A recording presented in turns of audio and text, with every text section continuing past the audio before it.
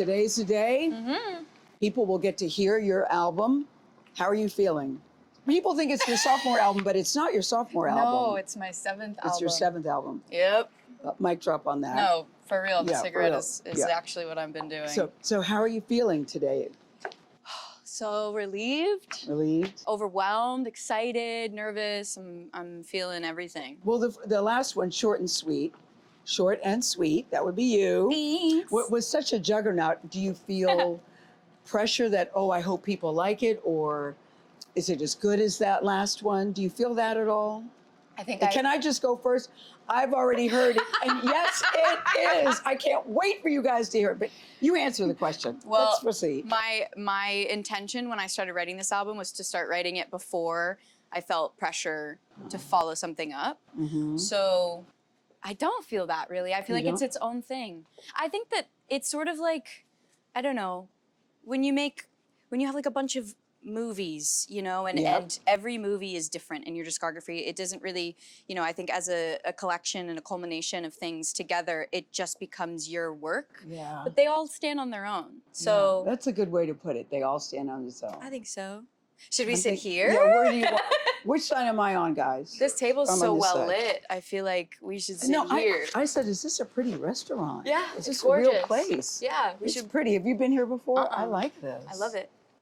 It's beautiful. Okay. Cheers.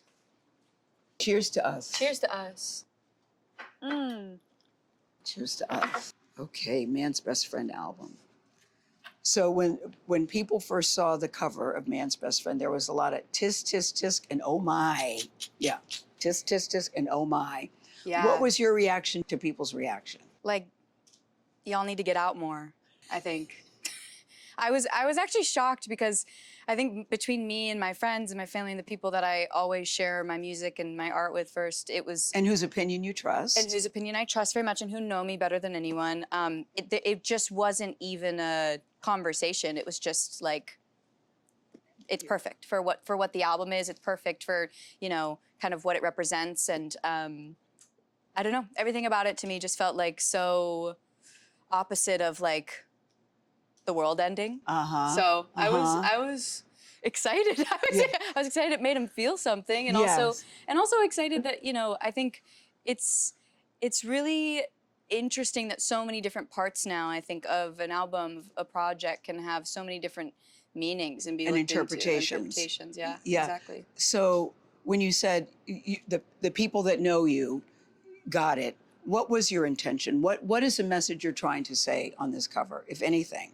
I think to me, like you said, it's so up to interpretation, but What's your interpretation? my That's interpretation when that matters. is, it really is being in on the control, being in on your lack of control and when you want to be in control. Like, I think as a young woman, you're just as aware of when you're in control as when you're not. And I think some of those are choices. And I think for me, this whole album was about the humanity of allowing yourself to make those mistakes, knowing when you're, you know, putting yourself in a situation that will probably end up poorly, but it's going to teach you something. And I think just looking at that and being able to laugh at yourself, laugh at the other person, laugh at the relationships, and not take it all too seriously was the goal. And also the idea of knowing when you're not in control, you're still in control, if that makes sense. Because one of the comments was, it can't be all three. Some people you say. read all the comments. Yeah. Well, not all of them, just a couple. Sabrina can't have it both ways. If it's a satire of how men treat us, it can also be a straightforward image of a woman being submissive just because it's sexy. Right. When you heard that or read that, what did you think? There's just a lot of pointing fingers for, you know, I mean, at that point, they hadn't heard the project. They don't know me. They don't know my intentions. They don't know the stories I'm telling. So I try to take it with a grain of salt and also know that, like, my fans that know me and know the person behind the music look at that photo and they know exactly what it is. And people that have no idea who I am absolutely look at that photo and go, like, where are her parents? Yes, yeah, My parents actually saw the photo and they loved it. So I think it's all, you know, dependent on everyone's individual life experience, how they're viewing their own lives. It's like looking in a mirror. so many of these reactions that you get to stuff you make is really a reflection of other people. It's not even really so much your work. I think it's just how they see themselves in your work. I love, Sabrina, that you were so unapologetic about the work and your songs and your art. Thanks. I love that about you. You gotta be, otherwise you won't make it out. No, no, seriously, because some people can't handle the controversy or the criticism, and you seem to say, "Okay, bring it on," and you're not apologetic about it. Everyone has their days where it hits differently. Yeah. If I'm on my cycle, those comments are gonna hurt more, you know? But I think for the most part, I've been dealing with people saying mean things about me since I was very little. I started a YouTube channel when I was 9 years old. I would post covers of songs of artists I loved, and I would say, you know, people saying the worst things in the world about a 9-year-old. So I've been dealing with it since I was a kid. Now, when they're very targeted and they're very specific, it just feels... It stings? Yeah, it can. It can, because you want to be able to individually tell those people, no, this is what I meant. I'm a real person. It's okay. Like, I'm not trying to offend anyone.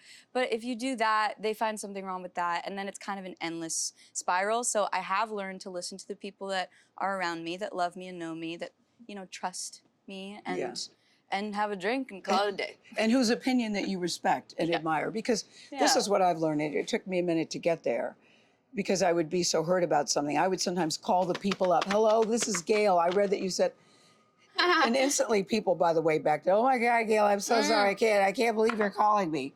Yeah. But then you have to get to the point where, as long as the people that know you, love you, respect you, and you feel good about it yourself, then you can't, otherwise you'll go down a rabbit hole of craziness. Because I say a lot of these people are keyboard warriors.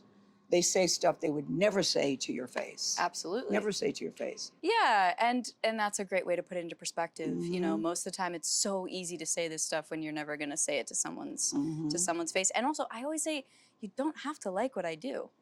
I think there's this weird misconception that every artist has to check every box for everyone to like everything about them. It's never been that way. Yeah. It's never gonna be. So I'm okay if Tommy from Arkansas doesn't like what I do. Yeah. You know? And if there's more people, like, as long as, you know, the people that I'm speaking to that do connect with me and relate to me feel that connection, then I'm happy. You are so good. Thanks. Oh my God.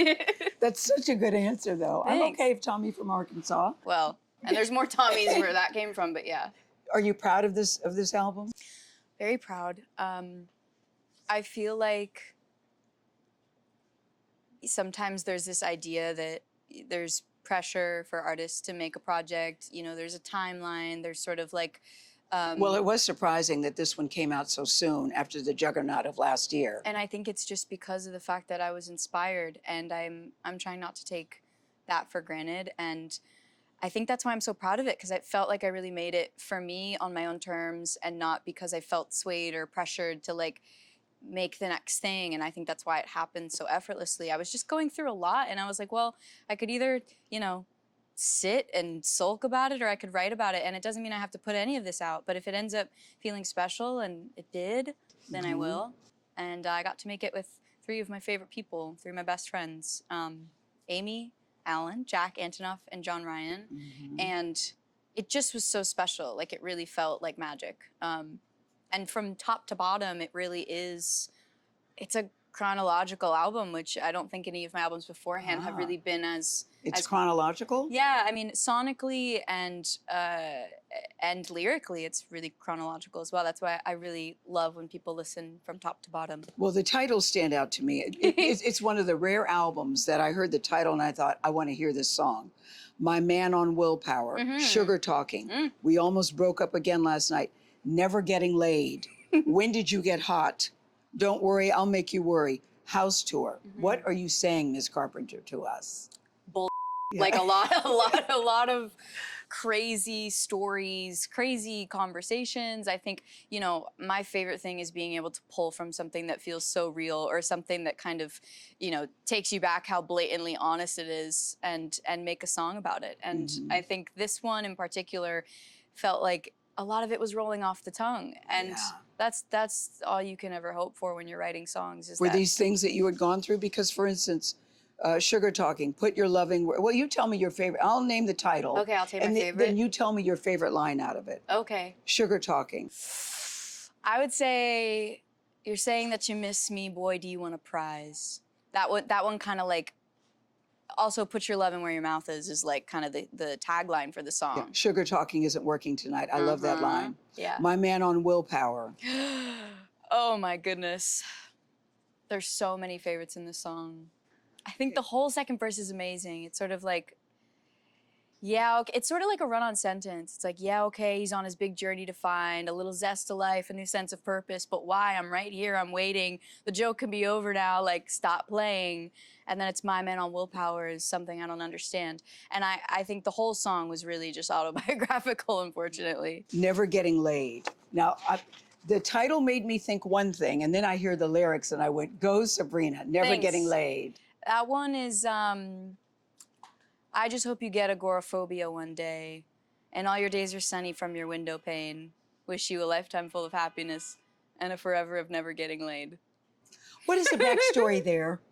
You know, what his name is. You know, actually, that one was a bit of a turning point for me because I'm so used to writing bitter songs, and this one felt like being bitter, but with a lot of sweetness. It was like I really don't actually wish any ill will on you. I want you to live a good life. I think the thing that hurts the most is when you find someone else and I have to watch it, you know? So if you could just stay locked up in your house forever, but be happy and have a good life and good things will happen to you. I wish you well. I wish you well, just don't be with another person. That would be great for me. You know, that's the other thing that struck me when you just said the word sweetness. I think that you are one of the best at saying bleep you, but you say it in such a sweet way that I don't even realize you're saying what you're saying because it's so sweet and so melodic to me. Thanks. Is that part of your charm and appeal? Because what was that song? I guess it is. We were talking about that. That's it. It is the ultimate bleep you song. What is it? Please, Please, Please is very...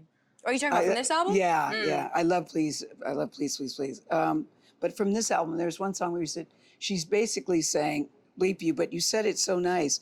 Don't worry, I'll make you worry. Correct. Don't worry, I'll make you worry is even from the title, it sounds like a threat, but Yes. it's like, it's all just said with a wink. It's said with like a pat on the back. I think that is the way that I communicate. I think, you know, for the people that I've loved and lost and the people that I've loved and kept somehow, they know that that's always kind of been part of my personality. It's like, I love really hard. If you with me, there will be consequences, but also I know that I loved you once for a reason, so I keep that very close to me, and I do try to keep it lighthearted as much as I can. Because I think your pen is very sharp and you can be Thanks. very sarcastic, but you also say this about yourself, I don't have an evil will or evil bone in my body. I am not that girl. No, I mean, yeah, that would be crazy to say. I think every girl once a month has an evil bone, but I don't think in this case it's something that lasts very long. I think anytime that you deal with something that hurts you, it's like a circle. You go through all the stages and you come back around and then you look back and you go, okay, like maybe I acted wrong or out of line. And I think a lot of this album, as much as it's calling out other people, I'm also calling out myself. You do also. Give me a song where you called out yourself, for instance. Even in Man-Child, which starts the whole album, you know, it's I like my boys playing hard to get. I like my men all incompetent. Yeah. And I swear they choose me. I'm not choosing them. And it's all sarcastic, you know. It's like I know that it's my fault just as much as it's theirs. But again, it's part of what I think I'm supposed to be experiencing right now in life. It's something that feels so heavy when you're in it, but then you look back and you're like, oh, sweetie. But you know, when you write this well, and you write with things that are going on in your life, do you worry about men saying, I'm afraid to mess with her? I'm afraid. You know, the last album, they were saying it was about Barry Keoghan, Bed Kim. You never said it is or it isn't about him. Right. Or is it, or are you still not saying I that? just wouldn't say. You wouldn't say. It's more fun for people to picture the person in their head than the person I picture in my head, I think. Yes. But for him, he got a lot of backlash because your fans are very loyal. Correct. Did you feel badly when he was going through that, or did you feel, but that's not on me? I never said it was about him. You know what's funny about, I feel pretty transparent going into any of my relationships that I write songs, and I think they're just as down for. I think it's also most of the time they've been pretty flattered when they get a song written about them, good or bad. I think they're just excited to get a shout out. I'm not scared of men in that sense. I'm scared of men sometimes, but I'm not scared of in that sense. In that sense, I'm not scared. I think I will attract exactly who I'm supposed to attract. And again, we were talking about this earlier. There's so much conversation around women that are honest and strong and opinionated and determined and focused. Told intimidating, scary, Yeah, but I'll intimidate. In fact, I think it's good. I hope I intimidate someone and then they come closer. I think that means I'm, dealing with someone that is at least mentally strong enough to kind of surpass some of that emotional immaturity. Yeah. Did you feel bad when he was going through that? Did you feel responsible in any way, or did you think it really is not on me? I was curious about that because he felt he had to release a statement about it. Yeah, and I support whatever he feels like he has to do, and also I always handle my kind of relationships in private, no matter what's going on. So I think he's a strong boy. I'm a strong girl. It's also part of it. I think that's why it was nice to be able to kind of communicate with someone that is experiencing this whole industry in the same way under like a microscopic lens. Do you worry about men being afraid to date you because if it doesn't work out, then you'll write something about them? No, because I really do think at the end of the day, they wouldn't make it past the first round if they didn't know what they were getting into.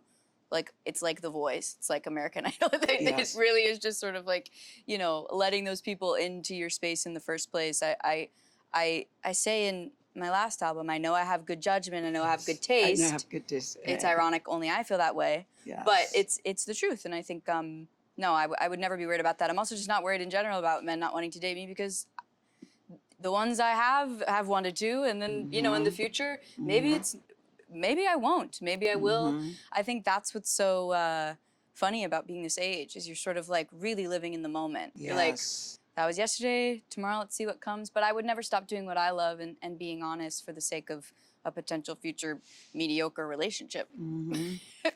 Right? Yes. No, I totally, Would you? No, I totally agree. And I totally get that. And I think it's also different for women too. Everything's different. Everything is different. Women are judged very differently. Yeah. And how do you navigate that for yourself in your music? Broadly? Like just being judged? Yes. It's been unfortunate to watch it not just happen to me, but so many women. Like, I always say this, but when I go see live shows, I'm just like so in awe by the amount of effort and hard work and attention to detail and thought that women put into every aspect and every detail of their shows, their songs, their outfits, the accessories, the staging, the choreography, the vocals, singing live, which some people like to also have comments on. Everyone's a vocal teacher now. Yes.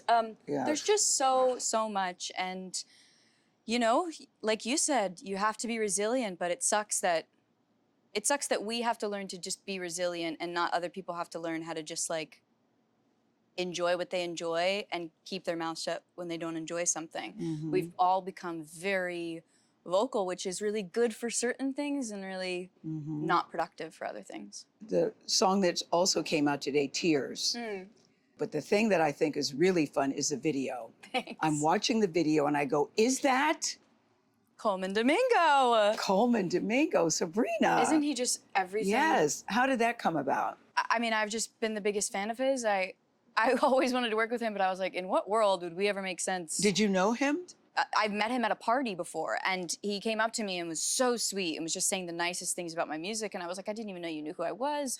This is just such an unexpected love affair. And so I was listening to Tears, and I was like, I think this video is really him. He's kind of like narrating it for me, and I think the song represents more than just women. I think it's really an anthem for more people. He seemed all in too. Yeah, he seemed was like, all I in. want to wear all the outfits. Tell us about that shoot. He was so dedicated, so professional. Showed up, learned everything on the spot. Wanted to wear every wig, wanted to wear the corsets, wanted to wear the massive, heels and stilettos. And for me, it was just like, we just have to have so much fun. And it felt like we were kids. It really felt like we were little kids just playing dress up. It was great. That was, see, they just said, you know, take a look at this video. And when he popped up, that was a surprise. It's an actual jump scare. Yes. So I can't wait for people to see that. You said something interesting. You said he came to you at a party and you didn't know. You were surprised he knew who you were. Are you surprised that people know who you are? I saw you at the Grammys. We were all standing in line to say, hi, Sabrina, hi. Are you surprised that people know who you are? Some people, yeah. Are you? Yeah, I think there's also just like people that I feel like we live on different planets or something. So I'm always very surprised. I think even at the Grammys, that was a huge day where I was like, you know me? Yes. Because I know you. Yes. It was very special. I just love talented people. It's really. I do too. It's the coolest thing, you know. You really get to meet such a special, candid person, and for Colman, he was just the best performer I could have ever asked for. And will you be performing at the Super Bowl when Taylor performs? Who knows? Because I actually think I know nothing. I know nothing. And I actually think that's going to happen. But the big news, of course, is that they're engaged. I know. I'm so happy for them. But this is the thing that was so great. It's like it made worldwide news. And I was so glad that I think people are craving joy and sanity, and that's what the two of them are together. Yeah. Were you surprised that the reaction was as big as it was? No. No. No. I'm just happy for them. And then, you know, when she said that you were going to be on the album, I'm very excited about that. Me too. Yeah. How's the song on that one? Lips Are Sealed. I have to let her give it all away. It's her baby, and I'm just so thrilled and honored. I mean, I've been looking up to her since I remember the first time I heard a song by her. I was 8 years old on the school bus, and I was just like, my life was changed. Yeah, I was, and I've told her that she's seen all the videos of me when I was little, so it's a very full But you opened circle. for her. Yeah. Taylor called you the pop princess of our dreams. I mean, coming from her, that's crazy. I know, very but sweet. I think that's so nice. Thanks. And I think that's how many people see you. Oh, thank you. But how do you feel about you? Yeah, I'm the pop princess of my dream. No, I know you're not going to sit and go, yes, I am the pop princess of my dreams. But was this your dream? Absolutely. Was it? Yeah. The proof was in the pudding. I mean, there's just the most obnoxious videos of me as a child singing my heart out with the craziest outfits on, and, you know, started writing songs from the time I was 10. And I think that only happens when you know it somewhere inside of you, because there was just no other reason that I would have been so connected to it, I think. But getting to do it now, it's almost way more fun in the last year or two, because I really feel like the way that people have connected with the music, it's given me the ability to kind of be like, oh, what have I actually always dreamt of doing as a pop singer?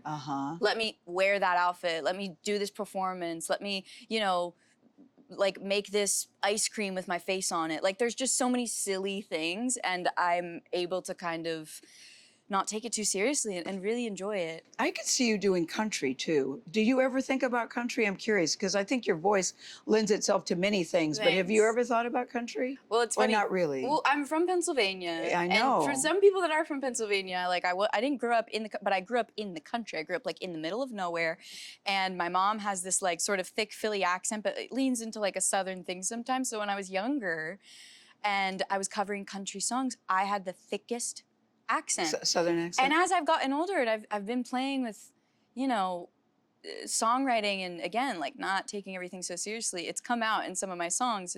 But you don't come from a musical family. Well, it depends on who you ask. In terms of your mom and dad. Yeah. Because they're not very good, but they would defend themselves. Oh, they would? Say that they're very musical. My mom's an amazing dancer. My dad said that he was in a rock band. That's all I got. How are your parents processing all of this? Honestly, because you're the youngest of 4 girls. I like that. I'm from 4 girls. Yeah. How are they processing all of this? I think they're just really grateful that, you know, that their support kind of got you here. Got me here, yeah. And how about you in terms of fame? Because you are so white hot right now in terms of your career. Everyone's Sabrina, Sabrina, Sabrina. How are you handling all the attention and the fame? Is it hard for you? Does it worry you? Because I think not everybody's prepared for it when it hits the way it's hitting you. Yeah. I don't know if I have like some sort of filter on, but I do think maybe because I started quite young, you know, some of it's still weird. You every once in a while you deal with an interaction or something where you're like, that's kind of strange, or like people don't maybe treat you like a normal person. But for the most part, I feel really lucky to have gravitated towards people that feel like people, and I try to keep them around me as much as I can. Now, when you said it kind of weird, would Dolly Parton be one of those moments? Because I love that she's on Please, Please, Please. I know, me too. I also noticed, Sabrina, that you said, but with her it was like the others. Mother Dolly gets to decide if we're swearing or not. I noticed the lyrics changed for that. Yes. Yeah, I would change the whole song for her if she wanted. But is that one of those moments where you go, I can't believe I'm sitting in this car, and she says that you now have her heart and her head, that she feels so protective over you. But was that one of those moments you're in the car with Dolly Parton and you're singing a song together? I thought that was cool. I think that's just one of those moments you actually can't really understand what's going on. You just stare at her and you're like, is it real? Yes. You know, but she's an angel. I got the stories of a lifetime from her sitting in that car and singing that song together. I think the biggest compliment was that she was like, don't you just think our voices blend so well together? She was like, you remind me of a little me sometimes. She's like, you know, when you get older, I'm gonna give you all the info you need and you know, get you all the wigs and get you all the doctors and all the things. And I was just like, yeah, you know what? You give me everything because you are one of my favorite people. She was just so special. So special. And I just thought just to be able to do that with her, I thought was really special. Sabrina, do you ever just sit and listen when new music is coming out? Do you ever just sit and listen to it yourself, by yourself? New music by other people? No, by you. Oh, I mean, when you're getting ready for your album, I'm curious about your process. Do you sit and listen to it one after the other and say, I want to put this one first and this one? Yeah. What's your process? I just did it the other day. I mean, my favorite thing is listening to an album before everybody else has it. I think the second other people have it, it starts to take on new lives of its own. But you know, the moments before it goes out into the world are like the moments where I get to remember all the things that I wanted to remember when I was making it, what I want to put out into the world. But I care a lot about the order on this album. The order is really important to me. So getting it right usually is like a really tedious process of like listening in 1,000 different orders and moving one song up 3 spaces and another song down. And this album, Man's Best Friend, I got so lucky that the second time I listened to it in this order, it was the right order. It's what you wanted. Yeah, and it just made me feel all the things at the right times, you know? You're kind of, once you finish the next song, you're sort of like, I wonder if this is gonna, and it takes you there, and it's a very fun order. Do you ever dance to your own music? Because I dance to Sabrina Carpenter songs. If I can't help it. Yeah, do you dance to your own songs? I dance and I cry and I scream and I'm like always with my friends, just sort of like being able to feel the lyrics as much as I can. Yeah. Yeah. You have to like what you make, otherwise maybe no one else will like it. Yes. Yeah. What's your favorite Sabrina Carpenter song when you're feeling sad? What's the one when you're feeling happy? Don't Smile is my favorite right now when I'm feeling sad. That's one of my favorite songs I've ever made. Too. When I'm feeling happy, wow. From this album, I would say Nobody's Son is one of my favorites to listen to when I'm feeling happy. My Man on Willpower is one of my favorites when I'm feeling happy. And House Tour, I would say. House Tour. Let's talk about House Tour. Okay. Because House Tour, let's just say it's one of those songs because it's really so much more than about the house. Your songs are very sensual and very sexual. Yeah. In this particular song, you know, you go on the different floors and things are happening on the different floors. So what is it about, there's a lot of sensuality in your songs. Yeah. Deliberately so. Yeah, I think that just happened so naturally. Does it? When I started, you know, becoming more sexual as a person, I think it's just something that's a part of life. You want to write about it. I didn't realize it was as taboo of a topic until I started writing about it more freely. And then you sort of get into that place where you're like, you know, I feel as though I'm being pretty harmless and I'm being pretty playful with the way that I say these things. So I do. I just do what makes me happy, what makes me laugh, what makes me feel like, you know, girls in their room are going to be getting ready to. And I think that's a lot of what gets me excited. So it doesn't sound overtly sexual to you? Of course it does. Oh, okay. Well, sometimes. I Yeah. mean, Okay. again, it's all. But that's it's all what I very like cheeky. about. But that is what I like about it. I think it's very. Thanks. It's. I feel like we're in on the joke. And You know, of what you're saying. And some people That- are, that- and some that's- people aren't. But you are. I do feel that. Yeah.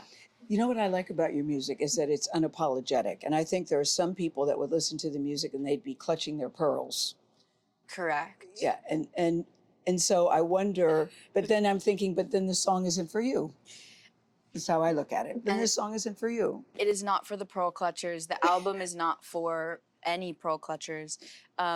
No, but I also think that even pearl clutchers can listen to an album like that in their own solitude Yes. and find something that makes them smirk and chuckle to themselves. No, because it's sexual. It's also very powerful. It's also very vulnerable. I think that's the thing is sometimes people hear the lyrics that are really bold and they go, well, I don't want to sing this in front of other people. It's like, it's almost too, it's TMI. Uh-huh. But I think about being at a concert with, you know, however many young women I see in the front row that are screaming at the top of their lungs with their best friends.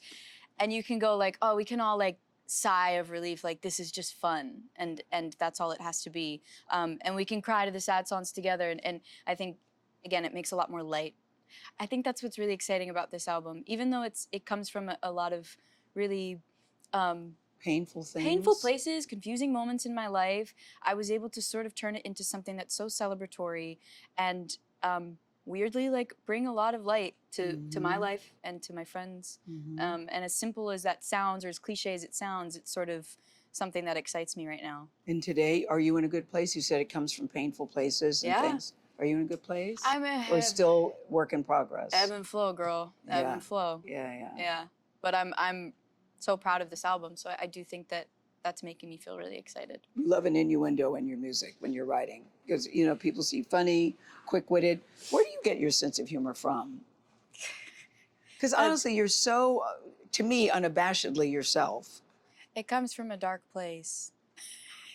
I think all good humor comes from something dark. It's just about, you know, looking at things and kind of seeing it from a lot of different angles and sides. And my humor is such a huge part of how I'm able to cope with anything I'm dealing with. Do you have a process in writing your songs? Do you? I do. I have many different processes. I think for me, the thing that always jumps out the most is lyrics first. Me too, yes. And concepts. I'm always sort of thinking about like an experience I'm going through, and even though I'll be looking at you having a conversation, I will be thinking that this would make a good song, unfortunately. So that has been, you know, the root of many songs. And then, like I said, you know, I got to write the entire album with one of my best friends, Amy, who we're able to share every part of every detail of our lives together, and I think that just makes it so much more fun when you're able to kind of say things in songs that you would actually just say in real life, or that I've actually said in real life. And this particular That's album, how your lyrics feel to me, that it's stuff that you have said in real life. I think that's also what it because says I'm to me. hoping that they get back to the source, and whatever that source is, I feel like it's fun. In this particular scenario, it was Jack Antonoff and John Ryan who are both producing this album alongside me, and then Amy Allen and I, who, you know, kind of wrote all the lyrics and melodies together, and all of us that came together to make it all. And I think it felt like a band in a lot of ways. Like someone's on the drums and someone's over here playing the synth, and then we're on the tambourine, and you know, then I'm cutting vocals. We're all doing gang vocals together, and it was really exciting to be able to be like, what if we just tried this? Like, what if we actually just did the most dramatic, annoying thing possible right now? See if it works, and if it does, exciting. Yes. And if it doesn't, we'll scrap the We'll whole scrap song. it. You've also said this, you're always thinking about your life and your music like it's a movie. Yeah. What is a movie now for you? The movie, there's like a lot of suspenseful music. Yes. There's some cliffhangers sometimes. It's truly an up and down. I think the misconception is that it's, you know, a sunshine and rainbow fest. It's obviously like, I think anyone that makes music and puts themselves out on display knows that it's a lot of emotions. But I think for me, the movie is versatile, if nothing else. Yes. Yeah. You in a good place right now? Today here with you, I'm in a lovely place. I feel that too. I Yeah. feel that about you too.